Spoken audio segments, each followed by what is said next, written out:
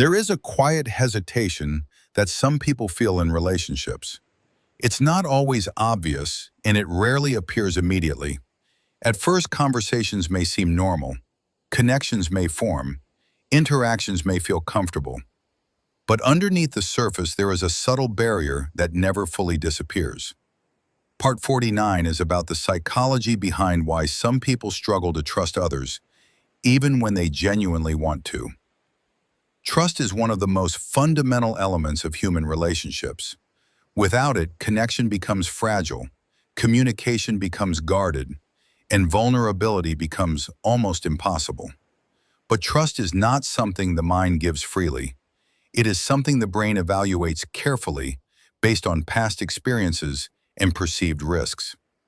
For many people, the difficulty with trusting others does not begin in adulthood. It begins much earlier, often during the first relationships a person experiences. During childhood, the brain learns what connection means by observing how people behave. If care and reliability are consistent, the nervous system begins associating relationships with safety. But when those early experiences involve unpredictability, broken promises, emotional distance, or betrayal, the brain adapts differently. Instead of assuming safety, it learns to expect uncertainty. The mind begins creating protective strategies. One of the most powerful strategies is caution. Instead of trusting immediately, the brain begins scanning for signs that someone might eventually cause harm. This scanning can happen almost automatically. You may notice small changes in someone's tone. You may analyze the meaning behind their words. You may question their intentions even when they seem kind. This behavior is not paranoia. It is the result of a nervous system that learned to survive by being alert. Part 49 explores how past emotional pain leaves traces in the brain. When someone experiences betrayal, abandonment, or repeated disappointment, the brain stores those experiences as warnings. These memories are not always conscious. Sometimes they exist as emotional reactions that appear before logic has time to respond.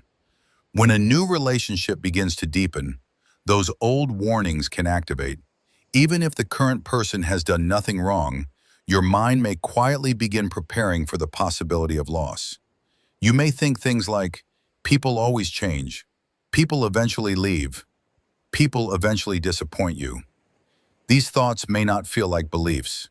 They feel like conclusions drawn from experience. Part 49 also explains the connection between trust and vulnerability. Trust requires allowing another person to see parts of you that are uncertain, emotional, or imperfect. For someone who has learned to rely only on themselves, this can feel extremely risky. When you open up emotionally, you give another person the ability to affect you deeply. If they respond with care and understanding, that vulnerability can strengthen connection. But if they respond with indifference or rejection, the experience can feel deeply painful. Because of this risk, the brain sometimes decides it is safer to maintain emotional distance. You might share small details about your life while keeping your deeper feelings private. You may enjoy someone's company, but hesitate to rely on them fully. This creates relationships that feel stable on the surface, but limited in depth. Another factor that influences trust is control. When you rely only on yourself, you maintain full control over your emotional safety. Depending on others introduces uncertainty. You cannot control how another person will behave, how long they will stay, or how their feelings might change over time. For someone who has experienced instability, giving up that control can feel overwhelming. Part 49 reveals another paradox about trust. People who struggle to trust others are often highly loyal individuals themselves. They value honesty, consistency, and commitment deeply. Because they take relationships seriously, they fear the pain of losing them even more. The possibility of betrayal feels so significant that the mind tries to prevent it entirely by avoiding full trust in the first place. But this protective strategy creates another problem. When trust remains limited, relationships cannot reach their full depth. Emotional intimacy requires openness. and openness requires some level of risk. Part 49 also touches on the influence of social experiences. Trust can be shaped not only by close relationships, but also by broader experiences with people. Repeated disappointments, manipulative interactions, or environments where honesty is rare can gradually shape how the brain views human behavior. When negative experiences accumulate, the mind begins forming general conclusions about people. Thoughts like, people only care about themselves. People always hide their real intentions. These conclusions feel logical because they are based on real experiences, but they may not represent the full picture of human behavior. Another important aspect of trust is time. Trust rarely appears instantly. It grows through repeated experiences of reliability. When someone consistently keeps their word, respects boundaries, and responds with understanding, the nervous system slowly begins to relax.